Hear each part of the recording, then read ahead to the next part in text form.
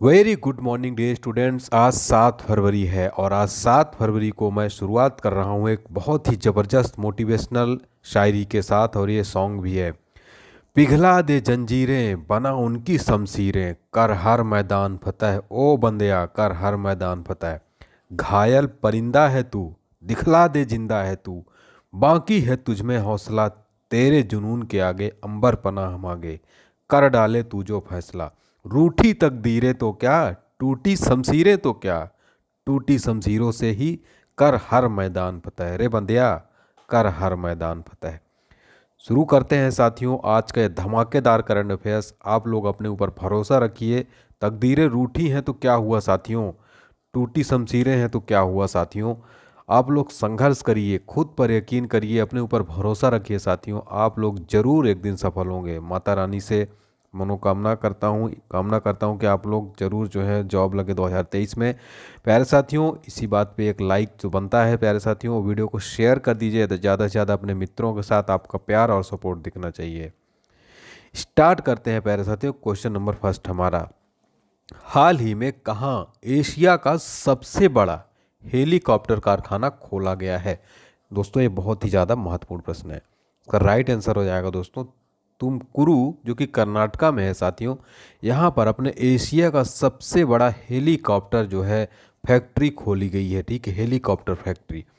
इसको जो है आपको बता दें कि इसका उद्घाटन किसने किया है, मोदी जी ने किया है। एशिया की सबसे बड़ी हेलीकॉप्टर फैक्ट्री। शुरुआत में लाइट यूटिलिटी हेलीकॉप्टर ये इसमें प्रोडक्शन होगा।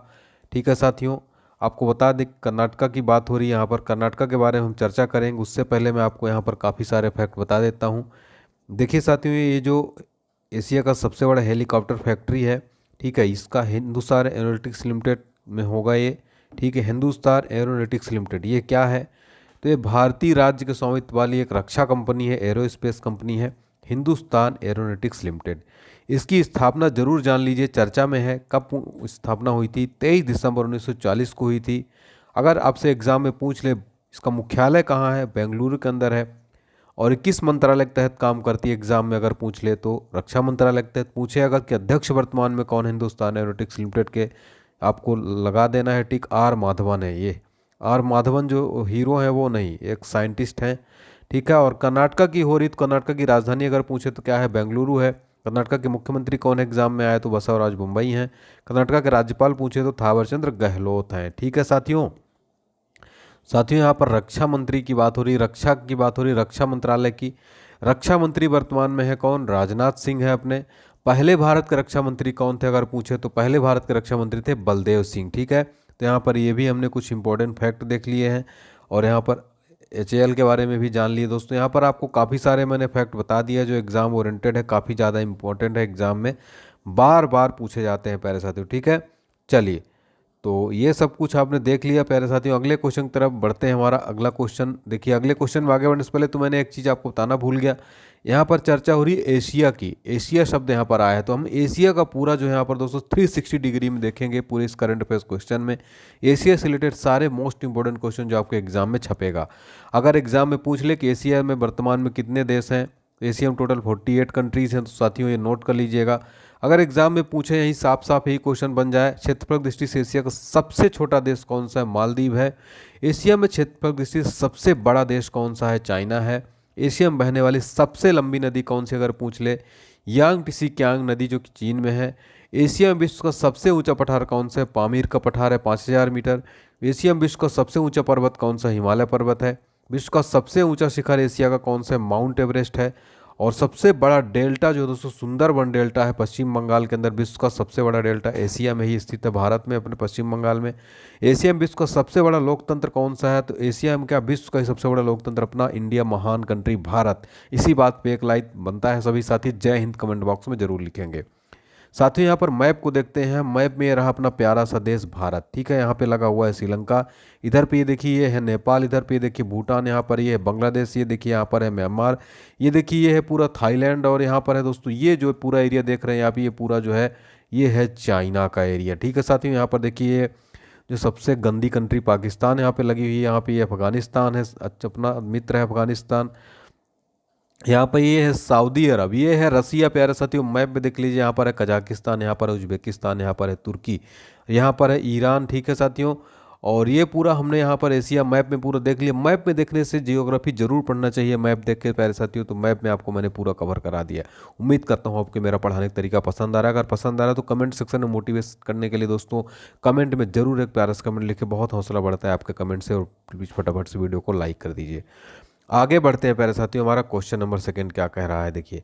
हाल ही में 3 बार ग्रैमी जीतने वाले इकलौते जीवित भारतीय कौन बन गए हैं? प्यारे साथियों रिकी केज जो हैं 3 बार ग्रैमी जीतने वाले जो हैं ये बन गए हैं इकलौते जीवित भारतीय। ठीक है, आपको बता दें दोस्तों जो ग्रैमी अवार्ड है ये संगीत के क्षेत्र में दिए जाने वाला जो है अवार्ड है, और अमेरिका देती है इसको।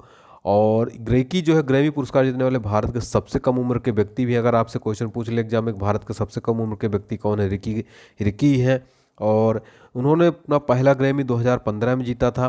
ठीक है, और ये जो है संयुक्त राज्य अमेरिका के लॉस एंजलिस में आयोजित हुआ 65वां वार्षिक ग्रैमी अवार्ड्स। ठीक है, और उनके एल्बम डिवाइन टाइट्स के लिए उन्हें पुरस्कार मिला है। डिवाइन टाइट्स के लिए जो है ग्रैमी अवार्ड जीत लिया इन्होंने, तीसरी बार एक ग्रैमी अवार्ड जीता है। अब ग्रैमी पुरस्कार के बारे में जान लेते हैं प्यारे साथी। उससे पहले आपको बता दें कि एल्बम ऑफ द ईयर किसको मिला है, हैरी स्टाइल हैरीज हाउस को मिला है। रिकॉर्ड ऑफ द ईयर लीजो को मिला है। ठीक है, बेस्ट न्यू आर्टिस्ट हमारा जॉय के, बाकी स्क्रीनशॉट ले लीजिए, उतना इंपॉर्टेंट नहीं है, लेकिन सबसे इंपॉर्टेंट है यहाँ पर रिकी केज का नाम। ठीक है प्यारे साथियों, अब जान लेते हैं दोस्तों यहाँ पर ग्रैमी अवार्ड के बारे में। अगर आपसे एग्जाम में पूछ ले ग्रैमी पुरस्कार की शुरुआत कब हुई थी, 1959 में। कब हुई थी? 1959 में। किस क्षेत्र में दिया जाता है? तो ग्रैमी अवार्ड जो है दोस्तों अंग्रेजी भाषा में मुख्य रूप से संगीत के क्षेत्र में उत्कृष्ट उपलब्धियों के लिए दिया जाता है। ग्रैमी अवार्ड संगीत के क्षेत्र में दिया जाने वाला सबसे बड़ा सम्मान माना जाता है दोस्तों, और ये म्यूजिक इंडस्ट्री का सम्मान आपको पता है। इसकी स्थापना आपको मैंने बताया 1959 में थी। 4 में डेट भी याद कर लीजिए। कौन सी कंट्री? संयुक्त राज्य अमेरिका। कौन देता है? द रिकॉर्डिंग अकादमी देता है। प्यारे साथियों यहाँ से आपके काफ़ी सारे क्वेश्चन फैक्ट क्लियर हो गए होंगे। तो मैं लगभग एक क्वेश्चन में 360 डिग्री से सूर्य कुमार यादव पूरे मैदान में क्रिकेट में देखो चारों तरफ शॉट खेलते हैं, उसी तरह मैं चारों तरफ से पूरा ऑलराउंडर करके इसको मैं कवर करता हूँ दोस्तों। तो आप लोग इस वीडियो में अपना प्यार दिखाइए, प्यार बरसाइए, सपोर्ट दिखाइए दोस्तों। फटाफट से वीडियो को आज शेयर कर दीजिए दबा के प्यारे साथियों। क्वेश्चन नंबर थर्ड है दोस्तों हमारे, हाल ही में किसे EACPM के सदस्य के रूप में नियुक्त किया? ये EACPM क्या है भाई? आपको सबसे पहले फुल फॉर्म बता देता हूँ। EACPM इसका फुल फॉर्म होता क्या है साथियों? दोस्तों देखिए यहाँ पर आपको, प्यारे साथियों EACPM को फुल फॉर्म होता है economic advisory council to the prime minister. Clear हो गया होगा आपको नाम से। ठीक है, आगे मैं पूरा क्लियर कर दूंगा। इनका नाम है दोस्तों, नाम याद रख लीजिए, समीका रवि। काफ़ी महत्वपूर्ण है क्योंकि दोस्तों समीका राव ये जो है आर्थिक सलाहकार परिषद के सदस्य के रूप में नियुक्त की गई हैं प्रधानमंत्री की। ठीक है, वह अर्थशास्त्र के प्रोफेसर हैं और एक जो है रिसर्चर है, शोधकर्ता हैं।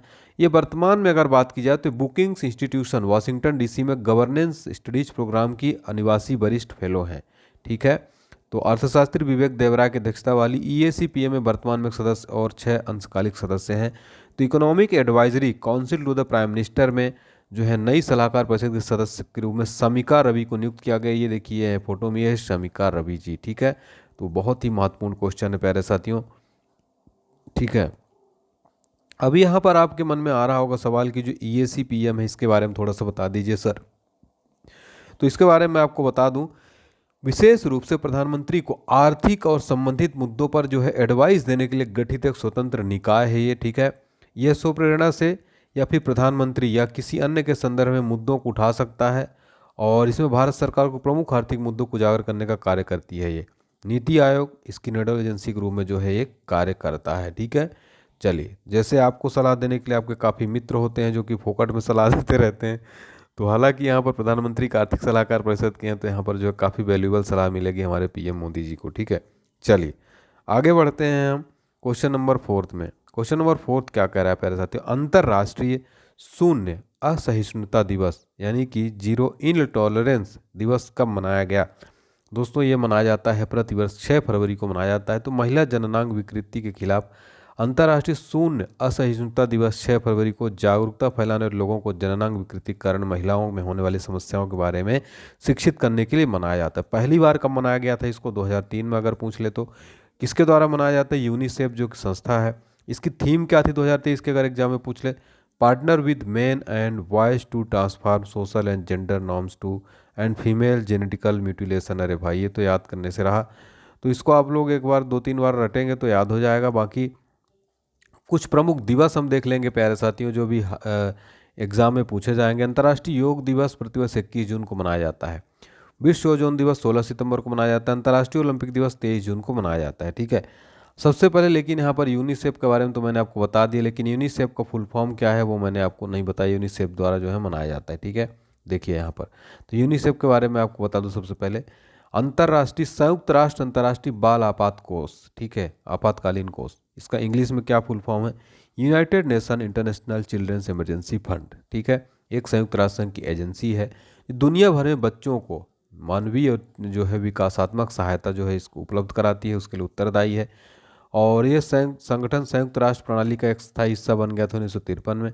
अगर एग्जाम में पूछ ले यूनिसेफ का मुख्यालय कहाँ पर है, न्यूयॉर्क में। अगर एग्जाम में पूछ ले यूनिसेफ की स्थापना कब हुई थी, 11 दिसंबर 1946 को हुई थी। अगर एग्जाम में पूछ ले यूनिसेफ के संस्थापक कौन थे, लुडविक राज चमन थे। अगर एग्जाम में पूछ ले किसके प्रमुख प्रमुख कौन है, कैथरीन एम रसेल हैं। ये है यूनिसेफ का लोगो, ये देखिए ये प्यारा सा बच्चा है और ये देखिए उन, तो ये देखिए यूनिसेफ के बारे में मैंने आपको सब कुछ बता दिया है। उम्मीद करता हूँ क्लियर होगा और आपको ये वीडियो पसंद आ रही होगी। इसी बात पे एक लाइक अभी तक नहीं किए हैं तो फटाफट से लाइक कर दीजिए। यार टारगेट लाइक क्या रखते हैं साथियों, 5000 लाइक्स रखते हैं। उम्मीद करता हूँ जरूर पूरा करेंगे। क्वेश्चन नंबर 5 है, हाल ही में कौन दुनिया के सबसे लोकप्रिय नेता बन गए हैं। दुनिया के मोस्ट पॉपुलर लीडर कौन बन गए हैं, नरेंद्र मोदी। ये जो है दिन ब दिन पॉपुलर होते जा रहे हैं। दुनिया के सबसे लोकप्रिय नेता भी नरेंद्र मोदी जी बन गए हैं, अपने प्रधानमंत्री मोदी जी। ठीक है, तो US based firm morning consult द्वारा जारी ग्लोबल लीडर में यह बात कही गई है कि नरेंद्र मोदी जो है प्रधानमंत्री मोदी जी 78% की अप्रूवल रेटिंग के साथ दुनिया के सबसे लोकप्रिय नेता बन गए हैं। हमको तो कोई गांव में भी नहीं जानता है, और एक अपने मोदी जी हैं जिनको पूरी दुनिया में सबसे लोकप्रिय नेता बन गए हैं। ठीक है, वो बात अलग है कि हमारे स्टूडेंट हमको प्यार करते हैं काफ़ी, आप लोग सपोर्ट की वजह से, फिर भी मतलब ठीक है। दूसरा स्थान है मैक्सिकन राष्ट्रपति एंड्रेस और ब्रूडोर, और तीसरा नंबर पर है एलन बर्सेट स्विस राष्ट्रपति। ठीक है, चलिए क्वेश्चन नंबर 6 है, हाल ही में किसने खेलो इंडिया विंटर गेम्स का शुभंकर लॉन्च किया है। खेलो इंडिया विंटर गेम्स का शुभंकर किसने लॉन्च कर दिया है साथियों, तो अपने जो खेल मंत्री हैं अनुराग ठाकुर जी ने लॉन्च कर दिया है। ठीक है, अनुराग ठाकुर ने, तो केंद्रीय युवा कार्य खेल मंत्री अनुराग सिंह ठाकुर ने जम्मू कश्मीर को उपराज्यपाल के साथ जो है खेलो इंडिया विंटर गेम्स तीसरे संस्करण को शुभंकर थीम सॉन्ग और जर्सी लॉन्च कर दी है। अब बता दें आपको कि ये जम्मू कश्मीर में होगा, 10 से 14 फरवरी के बीच जो है आयोजित होने वाला है। ठीक है, 10 से 14 फरवरी के बीच, इसी बीच वैलेंटाइन डे होने वाला है और 14 फरवरी को वैलेंटाइन डे भी है। ठीक है, चलिए तो ये ध्यान रखिएगा, आयोजित होगा, इसका इस खेल से कोई संबंध नहीं है। इस खेल में वित्तीय जोखिम है और बहुत ही सावधानीपूर्वक खेलें। ठीक है, ये जो 14 फरवरी को वैलेंटाइन डे होगा उसके बारे में बात कर रहा हूँ। चलिए नो माइंड, डोंट माइंड साथियों। विंटर गेम्स में 9 खेल प्रतियोगिताएं होती हैं। जम्मू कश्मीर की राजधानी श्रीनगर है, समर राजधानी, और विंटर राजधानी जम्मू है। जम्मू कश्मीर को उपराज्यपाल है मनोज सिन्हा। ठीक है साथियों, चलिए क्वेश्चन नंबर 7 है दोस्तों, याद देखते हैं यहाँ पर, हाल ही में गुजरात मैरीटाइम क्लस्टर का पहला मुख्य कार्यकारी अधिकारी यानी सीईओ किसको नियुक्त किया गया है। गुजरात मैरीटाइम क्लस्टर का पहला सीईओ नियुक्त किया गया है दोस्तों माधवेंद्र सिंह को। किसको, माधवेंद्र सिंह को नियुक्त किया गया है। यह है देखिए Madhavendra Singh. Gujarat ports infrastructure company limited द्वारा माधवेंद्र सिंह को दोस्तों ये नियुक्त किया गया है। ठीक है, भारत की पहली परिचालन स्मार्ट सिटी और अंतर्राष्ट्रीय वित्तीय सेवा केंद्र गांधीनगर में गिफ्ट सिटी। ठीक है, प्रमुख नियुक्तियां देखेंगे। इस प्रश्न में किसकी बात हो रही थी, नियुक्तियों से रिलेटेड। अभी हाल ही में दोस्तों कुछ मोस्ट इंपोर्टेंट नियुक्तियां जरूर याद रखिएगा, अगर एग्जाम से पूछ ले आपके सीधे सीधे प्रश्न पूछ सकता है। रेलवे के नए अध्यक्ष और सीईओ कौन बने हैं, तो उत्तर हो जाएगा अनिल लाहौटी। अगर एग्जाम में पूछ ले बीसीसीआई के नए अध्यक्ष कौन बन गए हैं, तो बन गए हैं रोजर बिन्नी। अगर एग्जाम में पूछ ले सेबी के नए अध्यक्ष कौन बन गए हैं, माधवी बुच। एग्जाम में पूछ ले डीआरडीओ के नए अध्यक्ष कौन बन गए हैं, समीर कामत बन गए हैं। ठीक है, तो यहाँ पर हमने देख लिया। क्वेश्चन नंबर 8 है, हाल ही में छठे संघाई सहयोग संगठन सुप्रीम ऑडिट इंस्टीट्यूशन के नेताओं की बैठक की मेजबानी किसने की है। लखनऊ यूपी, लखनऊ के अंदर होगा ये छठा संघाई सहयोग संगठन सुप्रीम ऑडिट इंस्टीट्यूशन नेताओं की बैठक की मेजबानी होगी लखनऊ के अंदर। ठीक है, तो आपको बता दें कि इसमें 8 सदस्य देशों के शिष्टमंडल के साथ साथ Bharat, Kazakhstan, Kyrgyzstan, Tajikistan, Uzbekistan मैंने यहाँ पर गलत पढ़ दिया क्या? तजाकिस्तान, किर्गिस्तान, उज्बेकिस्तान के लेखा परीक्षा प्रमुख भाग ले रहे हैं। मैंने आपको मैप में भी दिखाया थे पूरी कंट्रीज, ठीक है। और देखिए जो वर्तमान में भारत के नियंत्रक और महालेखा परीक्षक गिरीश चंद्र मुर्मू हैं, वो जो है करेंगे। और मुख्य विषय रहेगा लेखा परीक्षण में उभरती तकनीकों के उपयोग पर विचार विमर्श करेंगे। उद्घाटन उत्तर प्रदेश की राज्यपाल आनंदीबेन पटेल करेंगी। इसकी थीम है एक सुरक्षित एससीओ की ओर। नियंत्रक और महालेखा परीक्षक की बात हो रही है तो आपको इसके बारे में बता दूं कि ये भारत सीएजी जो है भारत में संवैधानिक प्राधिकरण है और भारतीय लेखा परीक्षा लेखा विभाग का प्रमुख होता है। जो सीएजी की नियुक्ति भारत के राष्ट्रपति द्वारा की जाती है। इनका कार्यकाल 6 वर्ष या 65 वर्ष तक रहता है। आर्टिकल 148 में सीएजी उसकी नियुक्ति, शपथ और सेवा कार्य के बारे में बताया गया है और 149 में सीएजी कर्तव्य शक्ति के बारे में बताया गया है, ठीक है। चलिए क्वेश्चन नंबर 9, हाल ही में मातृभूमि बुक ऑफ द ईयर पुरस्कार किसने जीता है? वेरी वेरी इंपॉर्टेंट क्वेश्चन है। मातृभूमि book of the year award किसने जीता? डॉक्टर पैगी मोहन ने जीत लिया मातृभूमि book of the year award, ठीक है। तो इंटरनेशनल फेस्टिवल ऑफ लेटर्स ने दोस्तों मातृभूमि इंटरनेशनल फिल्म ऑफ लेटर्स के चौथे संस्करण में मातृभूमि बुक ऑफ द ईयर पुरस्कार किसने जीते? लेखक डॉक्टर पैगी मोहन ने। उनकी पुस्तक वंडर्स किंग्स एंड मर्चेंट ने पुरस्कार जीता है, ठीक है। और ये देखिए उनकी पुस्तक है, ये उसका कवर पेज है। नेक्स्ट क्वेश्चन देखते हैं, हाल ही में महिंद्रा फाइनेंस के नए एमडी और सीईओ कौन बन गए हैं? महिंद्रा फाइनेंस के नए एमडी और सीईओ बन गए ज्योतिष बोरोल। नेक्स्ट क्वेश्चन बहुत ही महत्वपूर्ण है, हाल ही में भारत की पहली हाइड्रोजन ट्रेन कौन सी होगी जिसका संचालन दिसंबर 2023 से किया जाएगा? तो इसका नाम है वंदे मेट्रो, जो है भारत की पहली हाइड्रोजन ट्रेन होगी जिसका संचालन दिसंबर 2023 से किया जाएगा। भारत में प्रथम से रिलेटेड हम देखेंगे, यहाँ पर बात हो रही है इस प्रश्न में। पहला चीता अभ्यारण्य कौन बना? कूनो राष्ट्रीय उद्यान जो कि एमपी के अंदर है, मोदी जी ने। पहला ओलंपिक स्कूल ओडिशा के अंदर खुला है। पहला सेमीकंडक्टर संयंत्र अहमदाबाद में बना है और पहला बुलेट ट्रेन स्टेशन कहाँ बनेगा? गुजरात के अंदर, ठीक है। तो ये भी जरूर नोट कर लीजिएगा तो प्यारे साथियों, बहुत महत्वपूर्ण है। अगला क्वेश्चन है, हाल ही में अंतर्राष्ट्रीय सूरजकुंड मेले के 36वें संस्करण का आरंभ किस राज्य में किया गया? इसका राइट आंसर हो जाएगा साथियों क्या? इसका राइट आंसर देखिए, एक सेकेंड थोड़ा सा, चलिए, तो ये हरियाणा के अंदर होगा 36वां सूरजकुंड मेला, ठीक है, हरियाणा के अंदर होगा साथियों। अब हम दोस्तों यहाँ पर क्वेश्चन खत्म हो गया है पूरा आज का, और देखेंगे 7 फरवरी का करंट अफेयर्स रिवीजन। फुटबॉल 2027 एशियाई कप की मेजबानी कौन करेगा? सऊदी अरब। किस देश ने अपना 75वां स्वतंत्रता दिवस मनाया? श्रीलंका ने। टूरिज्म वर्किंग ग्रुप की पहली बैठक कहाँ आयोजित हुई? गुजरात के अंदर।